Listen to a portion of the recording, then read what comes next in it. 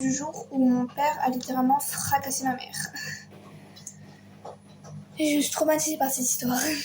Et du coup, j'avais 5 ans. Mon père nous a dit qu'il allait nous ramener kebab. Donc, comme promis, il nous ramène kebab. Déjà, il avait pas le droit de venir parce qu'il était séparé de ma mère. Donc, c'était pas logique parce que j'habitais chez ma mère. Et en gros, du coup, après, ma mère, elle lui dit d'arrêter de boire devant nous.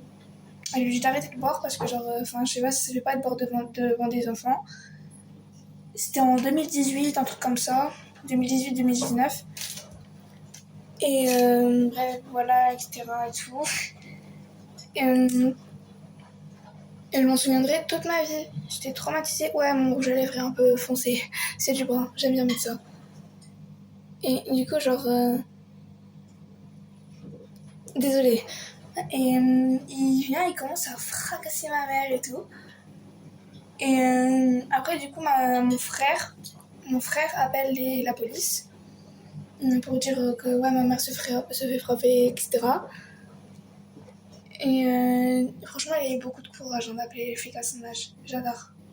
J'ai toujours adoré le courage de mon frère.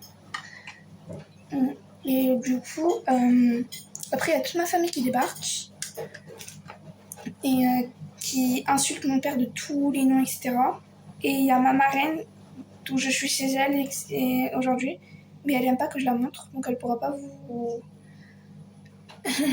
elle pourra pas... Oh putain. Elle pourra pas vous dire que vous... Ah, je sais pas comment on dit. Elle pourra pas vous dire que c'est vrai parce que elle n'aime pas que je la montre. Bref, et du coup, voilà. Et du coup, j'étais dans les bras de ma marraine. Et du coup, il y a mon père là, il vient. Il essaie de fuir la police. Mon frère le pousse dans les escaliers. Mon frère, c'est un homme. C'est un vrai homme, mon frère, je l'adore. Et j'ai été vraiment traumatisée. Et du coup, toute ma famille l'insultait tous les noms, etc. C'est ce qui est tout à fait logique, en fait. Après, on rentre dans la maison, après que la police soit partie, parce qu'ils ont arrêté mon père, bien sûr, ils allaient pas le laisser comme ça. Et du coup, je vois ma mère, elle est effondrée contre le mur, genre elle est comme ça. Elle est vraiment traumatisée, ma mère, la pauvre. Et du coup, voilà. Et ça se finit comme ça.